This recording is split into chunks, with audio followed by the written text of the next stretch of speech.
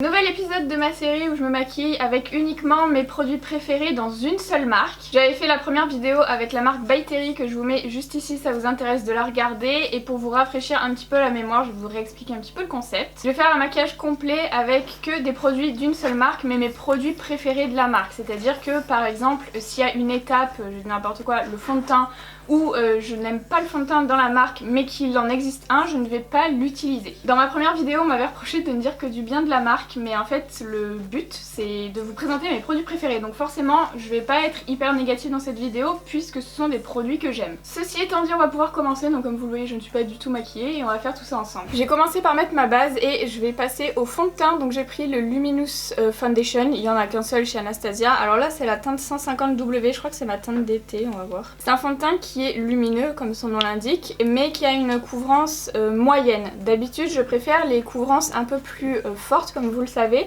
mais ce fond de teint je trouve qu'il est assez modulable et en mettant deux couches je trouve que la couvrance est pas mal pour ce que j'aime. Après si vous aimez vraiment le fond de teint ultra couvrant, je pense que ça va être un petit peu trop léger pour vous. Bon finalement ça va la couleur. C'est un peu plus doré. Oui, bon, c'est quand même un peu foncé par rapport à mon cou, mais c'est pas la catastrophe. J'ai mis mon anti-cerne et avant de poudrer, je vais venir mettre ma base au niveau de mes paupières. Donc je vais prendre la Eye Primer, c'est vraiment l'équivalent de la P. Louise. Vous savez que ma préférée c'est quand même la P. Louise, mais celle-ci est quand même pas mal. Je trouve la couleur par contre un petit peu claire, pour moi elle correspond bien, mais si vous avez la peau plus foncée, je suis pas sûre que ça vous convienne. Ça va peut-être un peu griser. Par contre chez P. Louise, sachez qu'elle existe dans toutes les carnations, mais celle-ci elle n'existe qu'en une seule couleur. Après, ce qui va changer par rapport à la P. Louise aussi, c'est qu'elle va être un petit peu moins épaisse, donc elle est un petit peu plus facile on va dire à travailler, enfin elle fait moins d'épaisseur, mais par contre elle va sécher plus que la P. Louise, donc elle va être un peu moins agrippante on va dire, mais elle est quand même pas mal encore une fois, hein. Après je vous donne vraiment la comparaison par rapport à la P. Louise parce que bah, c'est clairement la concurrente, hein. Après celle-ci elle est quand même plus accessible, vous pouvez la retrouver sur Sephora, et puis la P. Louise faut la commander sur le site officiel donc...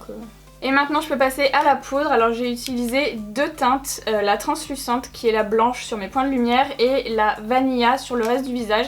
Celle-ci je n'en ai quasiment plus, il faudrait que j'en rachète. En fait j'ai vraiment gardé pour cette vidéo, voilà, il me reste que ça, je l'ai vraiment adorée. Je trouve qu'elle est fine, elle matifie bien, elle a pas de retour flashback, elle est pas trop desséchante, enfin pour moi c'est vraiment une bonne poudre. Elle existe en 6 teintes je crois. Pour toutes les carnations encore une fois. Là je mets la blanche sur mes points de lumière, hein, comme je vous ai dit, avec mon éponge. Et sur le reste du visage c'est la teinte vanilla avec ma houppette Linda Alberg, hein, mon éternel. J'ai rajouté mon contouring et mon blush et je vais passer à l'highlighter et j'ai utilisé ces deux teintes des highlighters en poudre libre. C'est la teinte Snowflake et la teinte So Hollywood et j'aime bien les mélanger ensemble pour donner une teinte que j'aime bien. En fait je trouve le So Hollywood un peu foncé pour moi et le blanc, alors j'aime bien les highlighters blancs mais c'est un peu trop intense aussi et du coup le fait de les mélanger ça donne une couleur un petit peu plus beige clair que j'aime bien. Alors attention hein, avec les highlighters libres, faut aimer les highlighters qui se voient. Quand j'ai envie de mettre de l'highlighter et que j'ai envie que ça se voit, c'est vraiment vers cela que je vais, donc comme vous le voyez c'est hyper intense. Et en termes de couleur vous voyez c'est parfait. C'est ni trop clair ni trop foncé. Mais après par contre c'est hyper intense, hein. Les highlighters en poudre libre, comme ça, il faut faire très attention pour pas que ça marque trop vos imperfections. Moi j'écrase vraiment le pigment sur mon pinceau et c'est très important de faire ça pour pas avoir de trop gros morceaux d'highlighter on va dire. Et c'est ça qui fait que ça marque les petites imperfections. Après l'highlighter, si vous avez la peau qui est un petit peu irrégulière, n'importe quel highlighter va mettre ça un petit peu en avant, donc évitez d'en mettre si vous voulez pas que ça fasse cet effet. Mais avec les highlighters libres, encore plus. Donc c'est pour ça que je vous dis il faut bien écraser le pigment. J'ai plaqué mes sourcils avec du savon et maintenant je vais mettre le crayon Browiz en teinte soft brown. Alors je fais plus mes sourcils avec des crayons mais je l'ai longtemps fait et je trouve toujours que c'est un bon crayon, c'est un des meilleurs crayons sourcils je trouve. Donc c'est un double embout, on a un côté qui est assez fin donc c'est vraiment important pour un crayon sourcil je trouve d'avoir un embout qui est fin pour faire quelque chose de précis. Et de l'autre côté on a un goupillon comme n'importe quel crayon sourcil. La texture est assez sèche, je sais pas ce que j'ai au niveau de ce sourcil là, il est totalement clairsemé, j'ai l'impression que j'ai enlevé des poils alors que je ne me suis pas épilée. Bref, je vais combler en fait les endroits justement qui sont un peu clairsemés. Je fais des petites hachures, c'est important pour pas avoir trop de marques. Il faut pas trop appuyer non plus, surtout si vous faites vos sourcils au savon. Si vous appuyez trop, vous allez déplacer les poils que vous venez de plaquer. Et ensuite je me resserre de la base pour venir préciser la forme de mon sourcil dessous.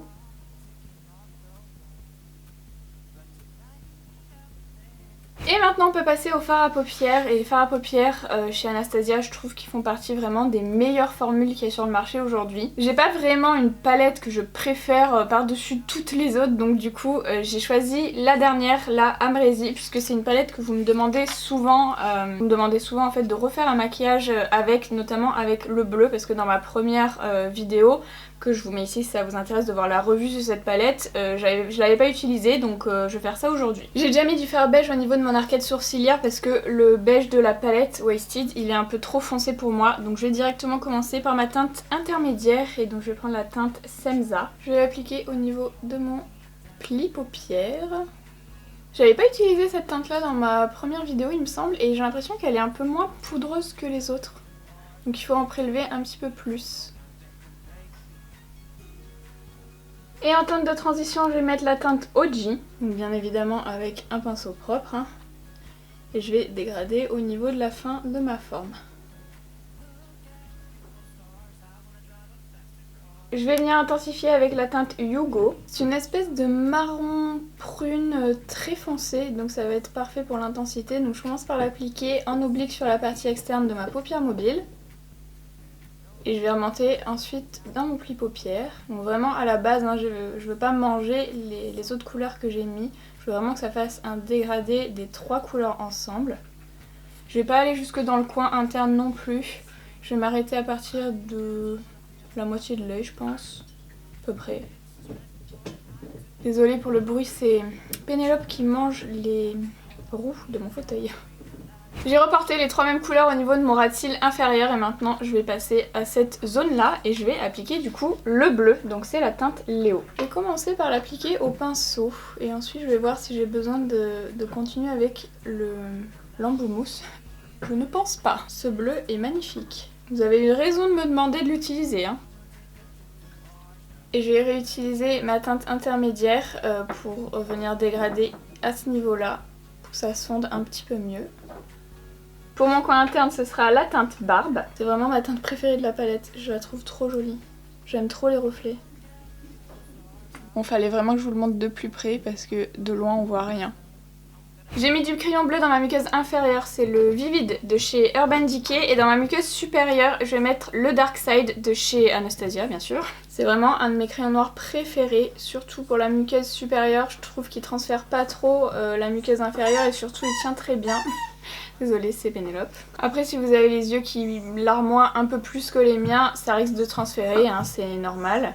Mais ce qu'il faut faire, c'est faire la muqueuse inférieure ou supérieure en premier et attendre que ça sèche et ensuite faire l'autre. Ensuite, il y a un produit, je pense, que vous vous attendez tous à voir dans cette vidéo, ce sont les paillettes Glisten. C'est vraiment des paillettes que j'ai découvert à Noël. Elles étaient sorties avec la collection Carly Bible, je crois, en lot avec plusieurs paillettes dedans. Et la teinte Glisten, c'est vraiment mes préférées. Je les ai mis dans quasiment tous mes make-up du calendrier de l'Avent. Je les adore. Elles sont un peu plus difficiles à trouver aujourd'hui. Je crois que sur le site Anastasia, vous pouvez les trouver dans un coffret avec la palette Norvina numéro 3, je crois. C'est pas disponible sur Sephora, mais c'est sur le site officiel Anastasia. Vous pouvez commander sur le site anglais. Et je vais venir les coller avec la glitter adhésive que j'aime beaucoup. C'est une colle à paillettes qui est présente sous forme de vernis en fait, avec un petit applicateur que je trouve assez pratique. Et surtout, la colle est pas trop épaisse, elle est assez liquide, donc faut pas en mettre trop. Moi je vais les mettre au niveau de mon coin interne, donc j'applique d'abord la colle à paillettes, donc j'en mets un petit peu. Je tapote pour pas déplacer le fard que j'ai mis en dessous. Et avec un petit pinceau, je vais tapoter les paillettes par-dessus la colle. Au niveau de mon liner, c'est pareil depuis très longtemps maintenant, je pense même que ça se compte en années. C'est la Waterproof Crème Color en teinte Jet. Moi à l'intérieur je mets toujours une goutte de Duraline de chez Inglot parce que j'aime bien fluidifier un petit peu la formule, sinon je la trouve un petit peu trop épaisse pour faire un liner. Et ensuite je vais appliquer mon liner. Alors je sais pas si je fais un liner étiré ou pas, non je crois pas. Je vais juste faire un liner à mon ras de cils, sinon j'ai peur que ça fasse pas joli. Et quand je fais un liner comme ça qui s'arrête ici, je m'assure que ça s'arrête pas mochement justement. Et donc je prends un pinceau biseauté, moi c'est celui de chez Corazona, c'est le numéro 212, c'est vraiment le meilleur pour faire ça parce qu'il est assez souple. Et je vais prendre la teinte BK, donc la teinte black. Et je vais venir finir ici en essayant de dégrader un petit peu. Comme ça le liner finit un petit peu en finesse et en douceur. J'ai mis mon mascara en haut et en bas et maintenant on peut passer aux faux cils. Vous savez que mon modèle préféré chez Anastasia, je vous ai saoulé à Noël aussi je crois avec ça, c'était les So Hollywood, mais je ne les ai plus malheureusement. Donc j'ai testé une nouvelle paire, c'est les Dreamy, ils ont l'air vraiment pas mal. Ils ont beaucoup d'autres modèles, ils ont aussi des bandes transparentes si vous aimez les faux cils vraiment naturels, enfin il y a un peu de tout. Ce que je commence toujours par faire avec n'importe quel faux cil, c'est de couper toujours un brin en fait, enfin vous voyez un morceau au niveau du coin externe. Tu te tais. Coupez toujours vos faux cils au coin externe et jamais au coin interne parce que sinon ça va faire trop bizarre quand vous allez poser le faux cil, ça va être beaucoup trop long au coin interne. Et ensuite je vais les coller, donc comme d'habitude je les pose et ensuite je vais avec ma pince recoller le coin interne et le coin externe. Bon là j'ai pas attendu assez longtemps. Oh, faut bien attendre que la colle soit un petit peu sèche avant de les appliquer parce que sinon ça va trop bouger. Et je me sers ensuite de cette même pince pour coller les vrais cils et les faux cils ensemble pour pas que ça fasse une différence. Arrête Pénélope, t'es chiante. Écoutez, je trouve ces faux cils vraiment très beaux, c'est un très joli modèle, c'est exactement ce que j'aime porter. C'est pas trop épais donc ça cache pas le travail des fards, mais en même temps c'est un peu plus long ici, un peu plus court là. C'est croisé, j'aime bien les faux cils qui sont un petit peu croisés comme ça, je trouve que ça fait un joli effet, franchement je les trouve super beaux. J'ai crayonné mes lèvres rapidement avec un crayon, je vous laisse deviner lequel. Et je vais passer au rouge à lèvres, donc j'ai choisi un rouge à lèvres liquide avec une teinte de nude qui est une de mes teintes préférées, c'est le Pure Hollywood, donc c'est un rouge à lèvres liquide mat, il va donc sécher.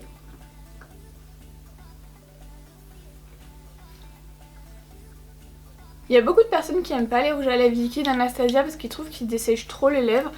Moi je trouve pas particulièrement, après ça reste un rouge à lèvres liquide mat donc forcément ça dessèche un petit peu plus les lèvres, il faut bien les avoir exfoliées sinon il y a toutes les petites peaux qui ressortent et c'est pas hyper joli. Mais sinon dans l'ensemble je les trouve bien moi. Et je me demande si je vais pas rajouter un gloss. Je pense que je vais mettre la teinte de Vénus. À l'intérieur il y a des petites paillettes dorées, rosées, je pense que ça va bien aller. Mais écoutez on va voir. Ah oui j'aime bien. Je vais maintenant fixer l'ensemble avec le Dewy Set. Alors attention, il y a des petites paillettes à l'intérieur. Donc moi en général je l'utilise plutôt en été quand je mets pas trop de fond de teint et que ça me dérange pas que ma peau brille un peu. C'est pas un de mes préférés parce qu'il a cet effet un petit peu dewy et moi je préfère les effets mat, mais comme je vous dis l'été je l'aime bien. L'odeur pareil est très estivale, ça sent la noix de coco, c'est très rare que j'aime une odeur sur un produit de maquillage donc je le souligne. Et je trouve que même s'il a cet effet un peu glowy, il va quand même bien fixer le maquillage. Et pour finir, en été aussi, j'aime beaucoup cette huile qui est la Shimmer Body Oil qui est très pailletée, qui sent pareil un petit peu la noix de coco, donc ça se présente sous forme de spray comme ça et sur la peau l'été je la trouve magnifique. Alors là bon on n'est pas encore en été donc j'ai pas trop de zones qui sont apparentes. J'ai un petit peu l'épaule, je vais en mettre là mais je sais même pas si vous allez voir l'effet. Mais en tout cas l'été je la trouve vraiment cool. Je trouve qu'elle est pas trop grasse, après ça reste une huile donc c'est une huile sèche donc elle est pas non plus hyper grasse mais bon ça reste quand même un petit peu... C'est pas très collant mais bon on sent qu'on a de l'huile sur le corps quoi. Et l'odeur pareil j'aime beaucoup mais après ça me dérange un peu plus quand c'est un produit pour le corps parce que si on veut se parfumer bah finalement ça fait un petit peu un mélange bizarre.